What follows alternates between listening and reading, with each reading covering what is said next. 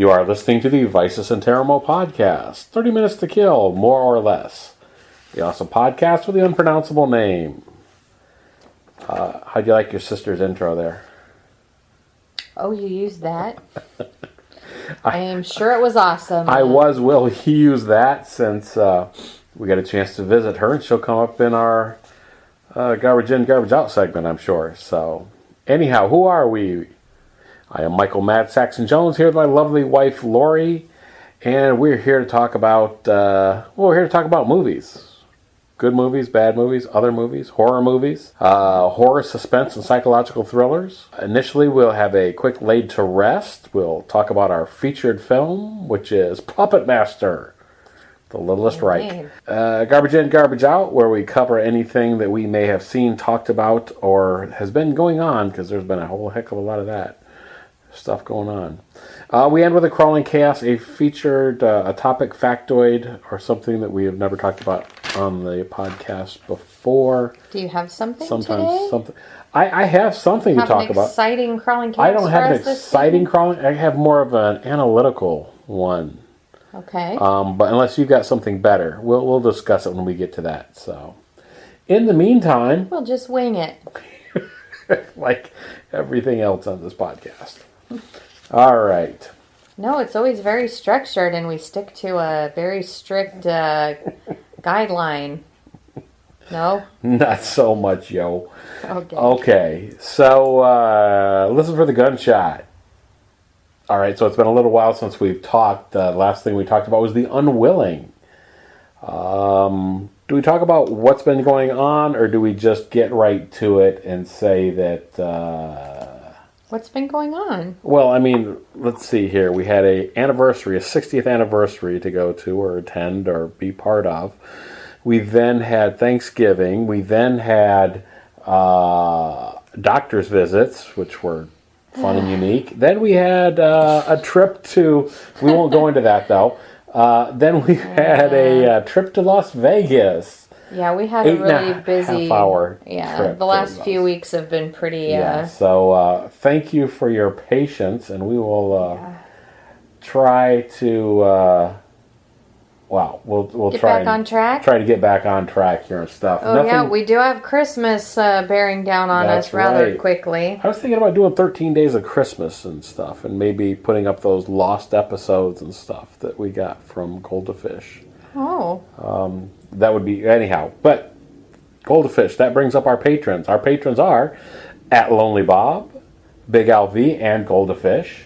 But we're supposed to be talking about Laid to Rest. Anything about that artificial moon? Have you heard anything more about that?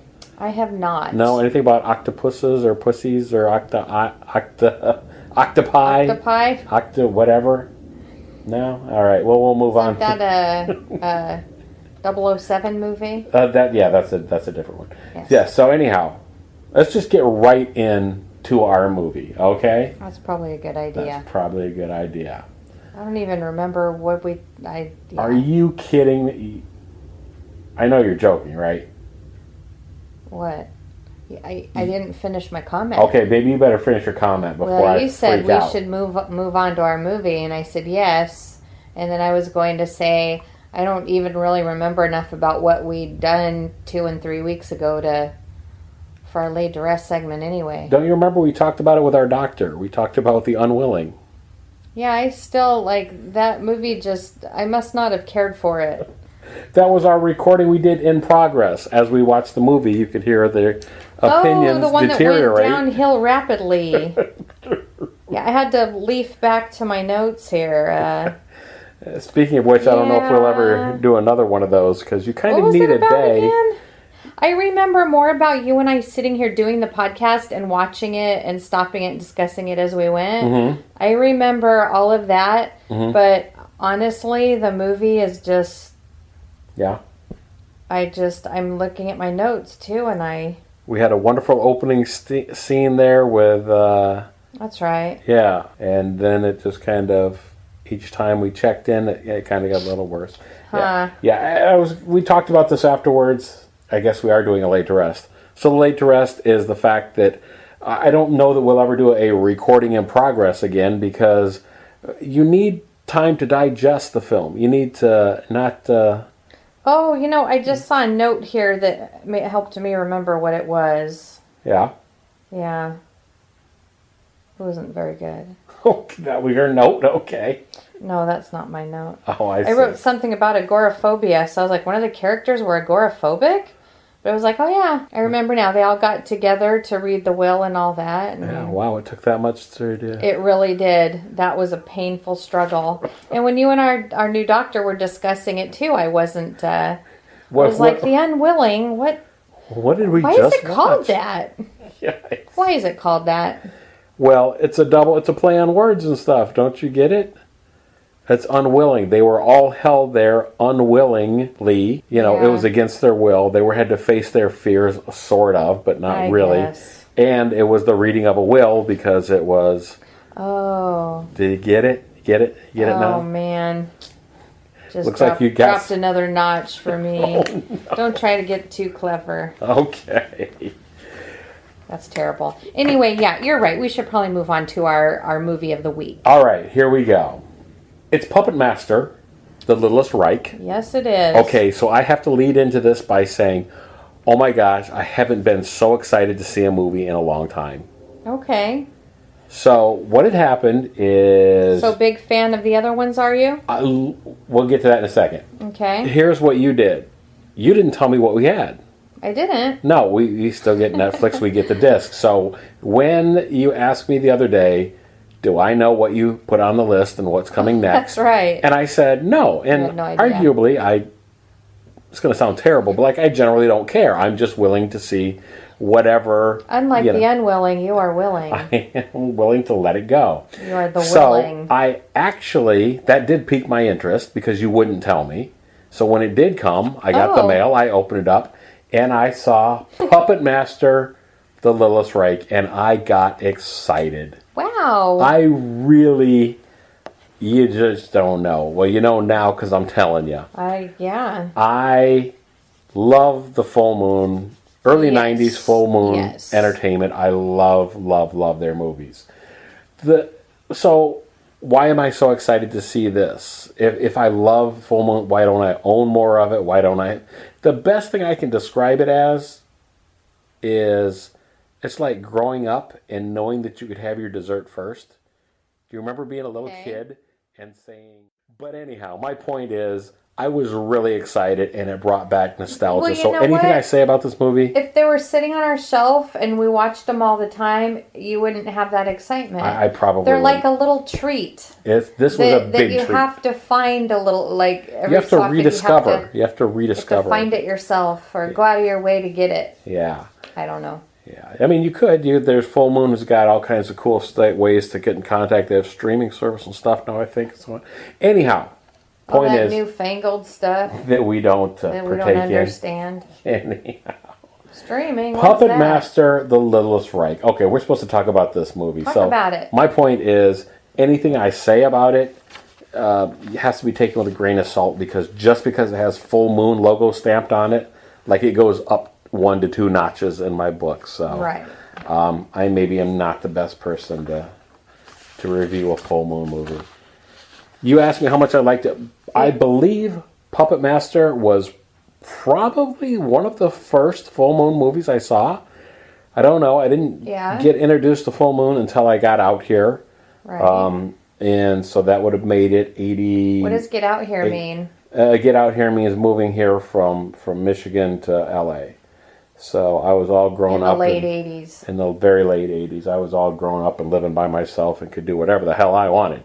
I want to stay up and watch movies all the time. You're going to watch Puppet Master, darn it. Well, Puppet Master just happened to be one, but it was like one of the first times that I might have seen Trancers. Weren't they the best back then? Oh my gosh, absolutely. Absolutely. And this was a throwback to that. I feel I enjoyed it immensely. I may have enjoyed it more than you, but whatever. Yeah, you did. I'm rambling on and on about Full Moon. Let's just get into it. Do we have a synopsis here for The Littlest Reich? I don't know, do we? Dead air. You want me to sing? No, I don't think that's necessary. Gosh, it's like the 5th grade all over again. Puppet Master, The Littlest Reich, 2018.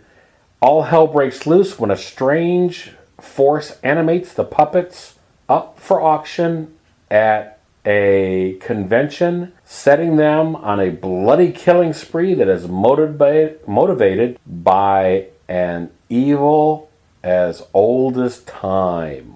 Well, that's trying to condense it all down into one sentence. That's sort of it. I'm operating on the assumption that everybody has seen Puppet Master by now.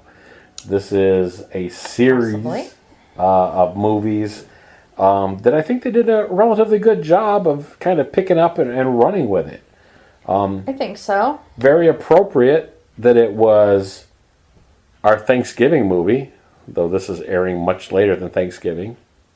Yeah. Well, there's a dedication. Why is that appropriate? Because there's a dedication at the end of the movie from the director, I believe it was the director, that to his aunt, who let him go to the video store and rent Puppet Master for Thanksgiving when he was going to visit. That's right. And he obviously, I would say, fell in love with it and thought he would do an homage to it or continue the story, pick up and run with it, and so on. So overall. So with this movie, I've read the synopsis. What do you say about this movie? What do you think about this movie? Because obviously I'm going to gush all about it and love it. Oh, well, that's good. I was going to say, we watched the part of the making of thing or whatever afterwards. It was really cool how, they were talking about how well they were making the movie, how they were, writing it, designing the dolls, puppets, whatever you want to call them, dolls, action figures. They were putting all of this stuff online for the fans, and they were getting a lot of really great positive feedback. The best thing for me about this movie is the excitement that the fans had of them making another movie. Okay. And I think how well received it was and how thrilled and happy the fans were. Okay. To me, that makes it a success. Okay. So you didn't like the movie then? It wasn't great for me. In spite of us talking about the full moon pictures and growing up with them and loving them and all of that, I don't know. This is not my favorite kind of horror movie. Okay. Just because it's all about just the kill, how many interesting kills can we get in here? Okay. I did like the story. Okay, because I was going to say, that leads me, or maybe sounds like there wasn't a story in there for you. It was kind of a split, I liked the story that there was something called the Toulon murders 30 years ago. Right. This was a convention celebrating that. Right. And it's the guy who owned all of the... What were they calling them? They weren't calling them puppets. Were they calling them dolls? I think they were referred to as everything, really. Yeah, I don't... Anyway. He manufactured puppets. They call them puppets. Okay. So. I mean, they're not, but okay. Do you know that Muppets... I'm getting caught up in the... Yes, exactly. I was going to say. So now should we share the fact that Muppets... Yeah. Is a combination of marionettes and puppets. Yes. So the Muppets are... Okay, I don't know. So these are more Muppets than anything.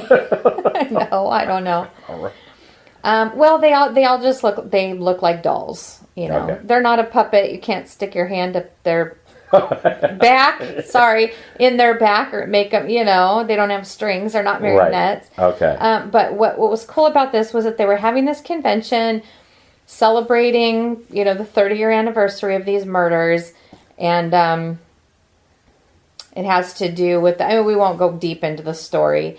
But anyway, through the years, people have collected, this guy who was doing these murders, he had created all of these dolls. Right. So this is too long. It felt like it followed the mythology, because if you watch the movies, right. You see this whole thing. But in this case, and they give the explanation, basically, if you watch the opening credits, yes. You see in animated form what's going on there, with him making these puppets to serve. Yeah, it went really fast, and I was thinking, was I supposed to absorb all of that fast? But then they do talk about it also after that. Yeah. But yeah, so the cool thing was, I feel like in the past movies, if I'm remembering correctly, you only had to worry about, one each of these dolls. But they groups of 2 or 3, because one of each kind. Oh, I see. Right. One blade. Gotcha. Yes. Okay. One pinhead, one whatever. Okay. But in this, it was a convention. All of these people were coming and bringing all their memorabilia.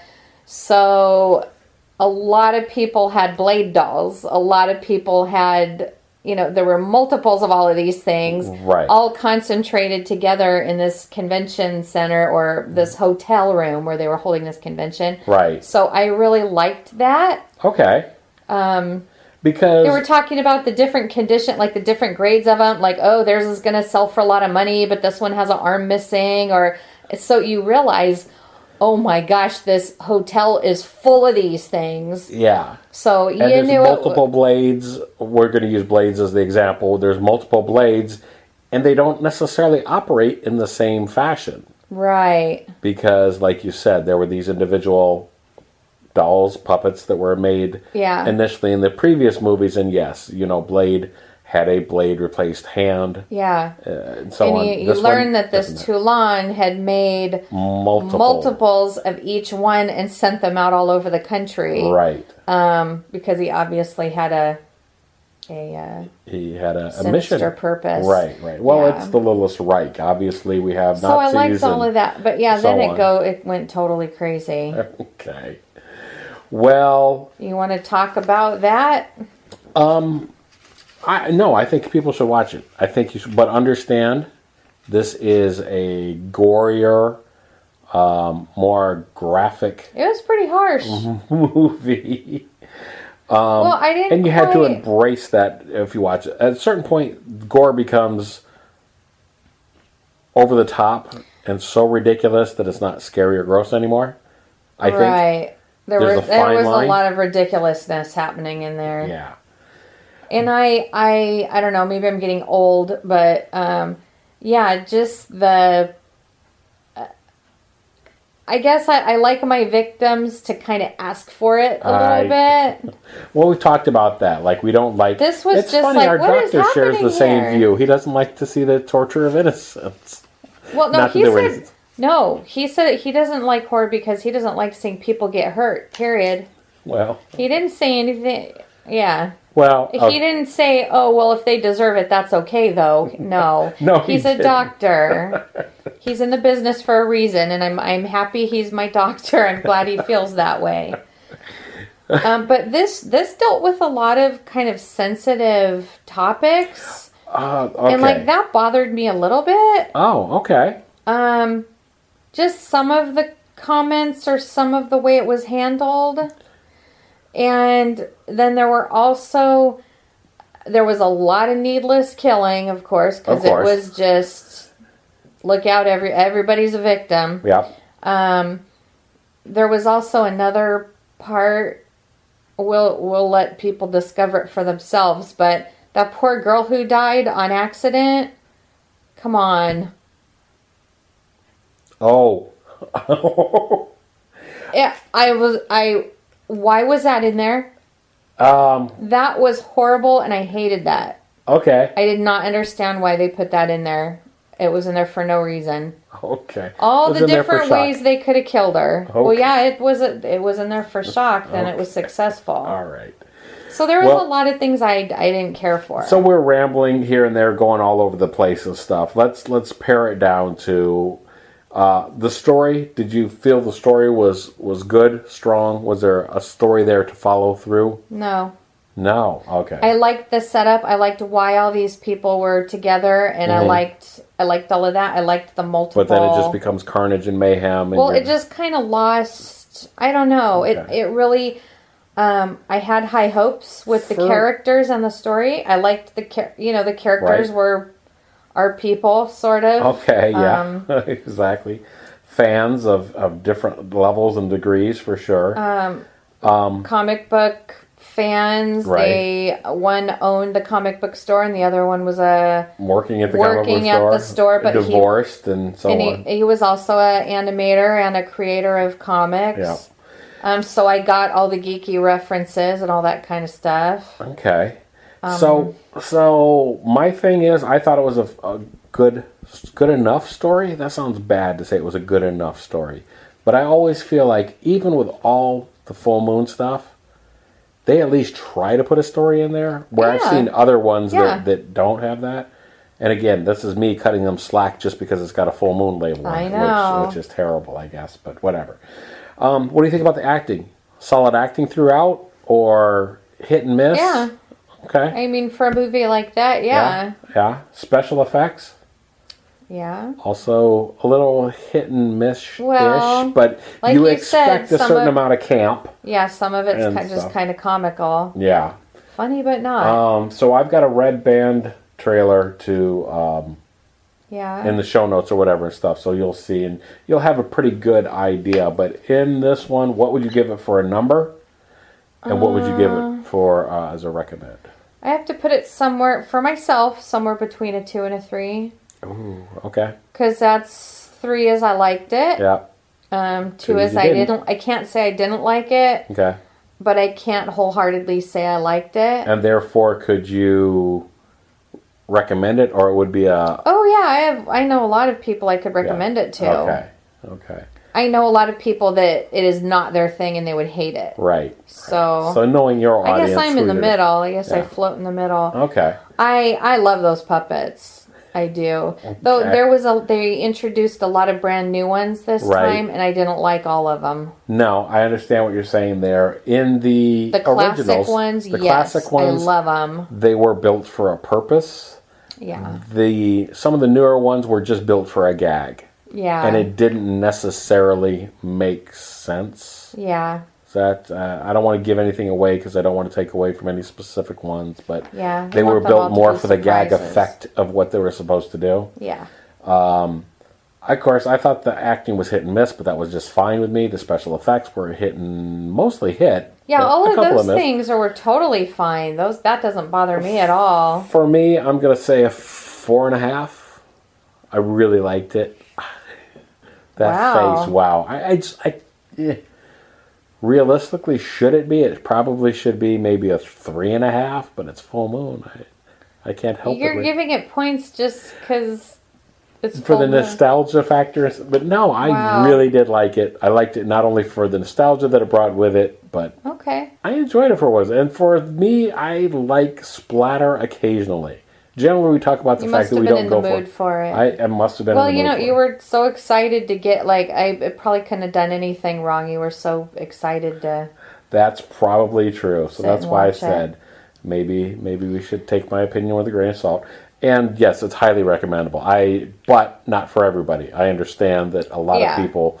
it would be too over the top for them. But other people, it would just be a throwback for them too. Yeah. They would absolutely love and be reminded of this how would much never fun be full moon could be. This movie would never rate very high with the general public, all the sensitive PC people out there. This is true. Something that I did at least appreciate at the end, it was totally open-ended. I mean, I was waiting for it to say, coming soon, part 2 of this story, because it ended just totally hanging. Well, I definitely left the seeds there.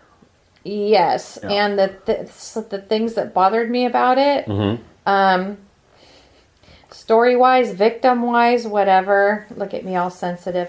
One of the characters in there... actually, it wasn't one of the main characters. Somebody at the end, I don't know. I don't think this is a spoiler because I've already said there's just a ton of needless deaths in there. People that didn't do anything wrong. They just happened to be in the hotel. Yeah. And they were from a group that Nazis would hate. Yeah. Because it was, people of color, gay people, everybody was obviously represented. Jewish. Sure. Anyone who's not a Nazi was a victim. Yeah. basically. And there were no other Nazis in the hotel, so yeah, it was just open season. Everybody was a victim. Right. But yeah, there were some pretty uncomfortable, harsh killings in there. And at the end, the story ends up in a comic book. And a comic book store customer makes the comment about the comic book, which was based on the movie, which sounds crazy. Yeah. He says a lot of horrible things happen to people who don't deserve it. And he wanted to know, like, what's up with that? Like, that's what the guy had put in the comic. Right. You know? And I wrote down, I think that was the quote exactly. Yeah. Because he was asked his opinion on it, and he said a lot of horrible things happen to people who don't deserve it. And yeah, the writer was just like, yeah.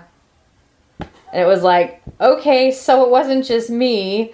So did that make it better or worse? It did. It made it better for you. Well, yeah, because it totally acknowledged it. So it acknowledged what it was. So it was then I was like, okay, it did that on purpose. Okay. It knew it was having a lot of horrible, horrible things happen to people that didn't deserve it. Okay. That's all that movie was. Okay. And I was very glad at the end that they acknowledged that. They acknowledged that. Okay. Yes. Well, that's interesting. That made me feel better. Okay.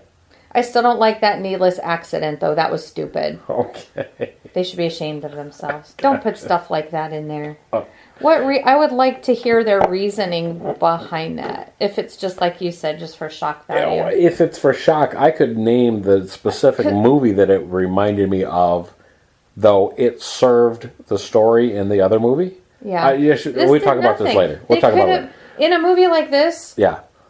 If you want to get rid of a character, there's dozens of ways to do it. Hundreds, thousands. Yes. Any number of creative ways. But, like, I'm going to die in an accident in the middle of this horror movie where everybody's dying these horrible deaths. I'm going to just go, oops, and I'm going to just die in an accident. Really?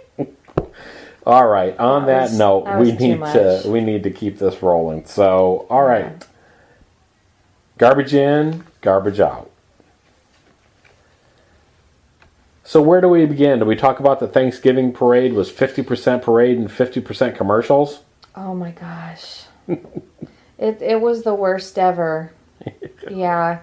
Because we usually watch it every year, and I think they topped themselves this year. Well, it used to be on Channel 5 out here in LA. You could catch it first thing if you caught the first parade, the first run. You could watch it without commercials. Yeah. You could see the whole thing uninterrupted and stuff like that. That was a long time ago. As they replayed it throughout the day, they would do more and more. It wasn't on that. It was on NBC, whatever channel is out here that we saw. And, it was like 50-50. It was terrible. Well, the worst part was they were showing it live.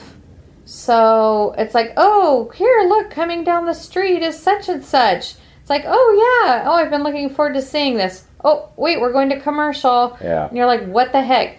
Come back from the commercial break and long gone. It's long gone. Sorry, you didn't even get to see that. Gotcha. What the heck? I don't know.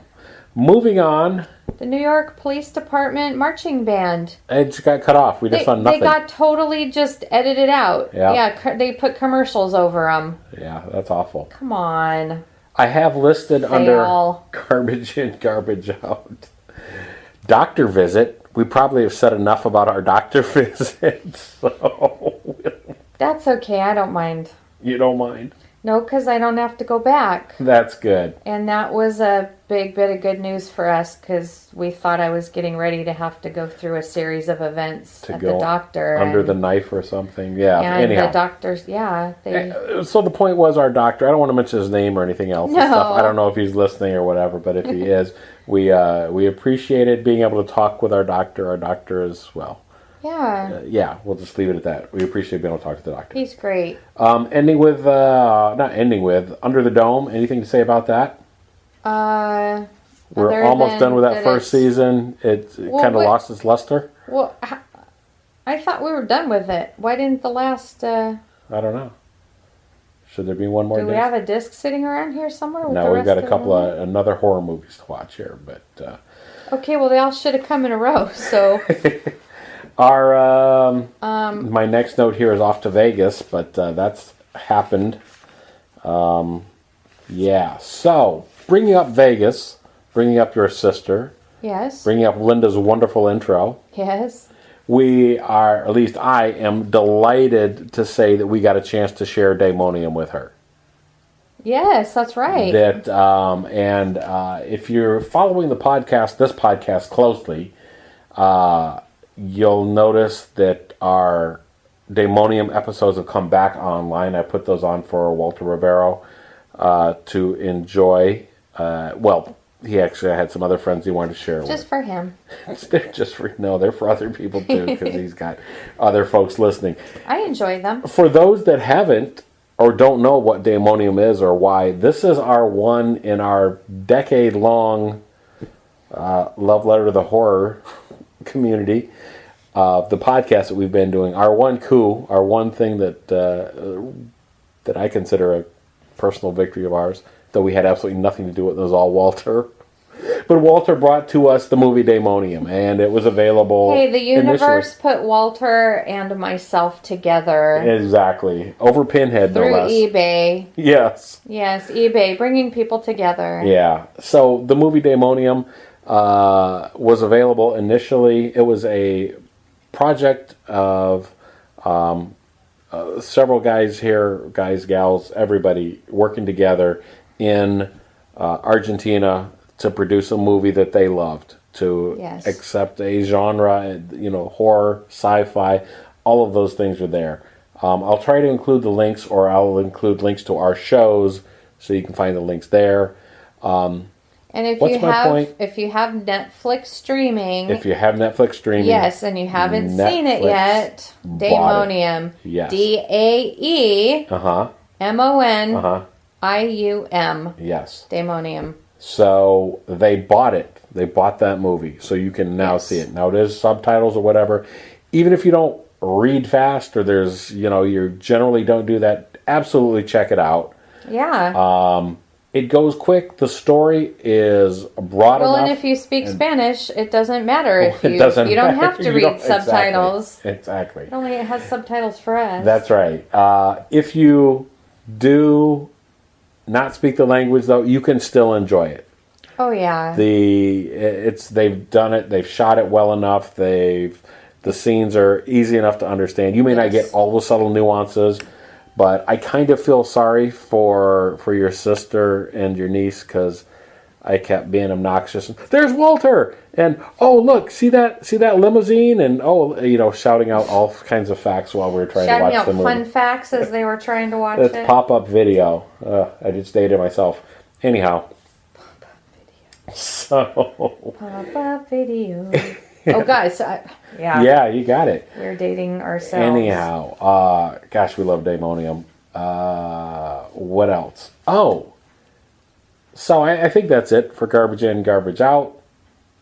Crawling Chaos. I don't know how interesting this Crawling Chaos is going to be for you, but I thought it was interesting. Well, good. Let's check it out. All right. Pop-up video little jingle sounds just like the iHeartRadio jingle. Did you notice that? Kind of does. iHeartRadio. Yeah, I guess it does at that. Same syllables and everything. Yeah. So for this week's Crawling Chaos, I know you're not a tremendous fan of South Park. No. But it has its moments. And it has its moments. And one of the moments actually that I thought was intriguing, and I'm not following the whole thing, but this season of South Park has got a lot of interesting things to it. You know when I watched it the most? When? And when it was at its most awesome for me? When? First time they had Brian Boyatano on there. Oh my gosh. Well, that's great, because they're bringing back another character. That's what I was going to talk about. Not Brian Boitano, but rather, what was it? Where Pigman. Basically, it comes down to Al Gore, and the fact that they've kind of apologized to Al Gore. Yeah, why? They don't have to apologize to anyone. Well, and that's pretty much what this whole show is about not making apologies. But this is one time when they actually did. Why would they do? Well, they're making fun of him, or made fun of him in previous seasons, about climate change. Yeah. And their attitudes toward climate change has changed. Okay. And so they felt like they needed to apologize to Al Gore about that, sort of. Yeah.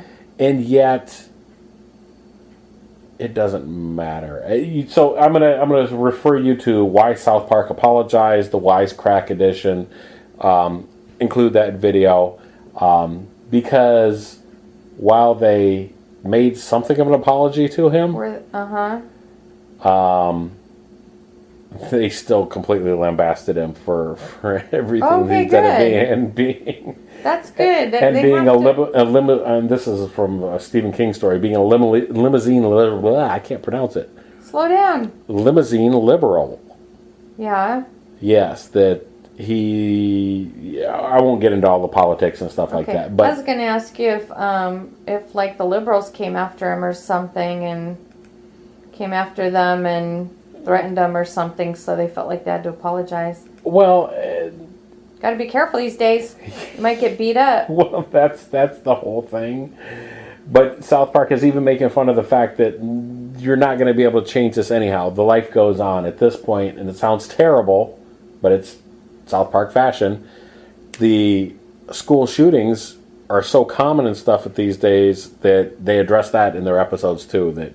And that nobody cares and only a couple of people. So it's like there is a lot of social commentary there to be gleaned from it. That's what the show has always been. Absolutely. Always, always. Starting with Jesus versus Satan. That's exactly right. Because as soon as they start having to apologize to people, they may as well frickin' hang up their pencils. Well, they talked about being, I'm not on anyone's side. Everyone has to be free game and no apologies to anybody. Right. If that's what you're going to do, then do it wholeheartedly and so on. And do it or go home. So even though they apologized, it was a very small apology, and they, like I said, continued to lambaste him for the entire rest of the episode and stuff. Okay. So. Anyhow, my point is, in a nice, friendly way, in a jokey way. Yes, in a South Park way, which is completely over the top. Anyhow, this is ridiculous, and let's move on to say, I think we killed it. Yeah, I think so. You sound sad that we killed it. No, or are you just happy it's over? I don't know. All right. As always, you can get in contact with us by emailing me directly at madsaxon, MADSAXXON @yahoo.com. Look us up on Facebook. Punch in VICISINTERIMO. Just friend me, S. Michael Jones. Any number of ways to find us. Just punch in Vicis Interimo under your favorite search engine and see what you get.